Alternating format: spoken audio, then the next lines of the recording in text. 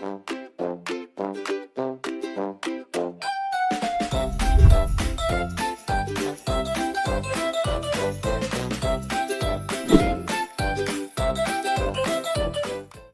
Friends, 2 வருஷத்துக்கு முன்னாடி 10 ரூபாய்க்கு வாங்கின டீ இன்னைக்கு எவ்வளோ? 12 ரூபா பஸ் டிக்கெட். இன்னைக்கு பெட்ரோல் விலையை பற்றி பேசவே வேணாம். சேலரி இன்க்ரீஸ் ஆகுதோ இல்லையோ, பட் விலைவாசி அதுக்கு மேலே இன்க்ரீஸ் ஆகுது. இதுதான் இன்ஃப்ளேஷன். இன்ஃப்ளேஷன்னா என்ன? சிம்பிளாக சொன்னால், ஒரே காசுக்கு கொஞ்சம் பொருள் தான் கிடைக்கிறது. பண மதிப்பு கம்மியாகுது, பொருளோட விலை அதிகமாகுது. எக்ஸாம்பிளுக்கு, நீங்கள் ஒரு 1 lakh பேங்க்கில் வச்சுருக்கீங்க. 5 வருஷம் டச் பண்ண மாட்டீங்க, சேஃப் தான். பட் ப்ராப்ளம் என்னென்னா, 5 வருஷத்துக்கு அப்புறம் அதே 1 lakhக்கு சேம் திங்ஸ் கிடைக்குமா? மோஸ்ட்லி இல்லை.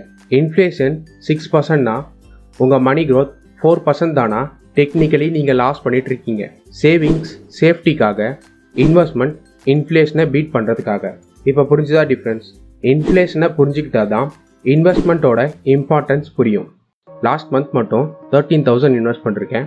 எந்த ஸ்டாக்கில் இன்வெஸ்ட் பண்ணிருக்கேன், எதுக்காக இன்வெஸ்ட் பண்ணிருக்கேன்னு ஒரு வீடியோவாக க்ரியேட் பண்ணிருக்கேன். இந்த வீடியோவோட எண்டில் அதை அட்டாச் பண்ணுறேன், பாருங்கள்.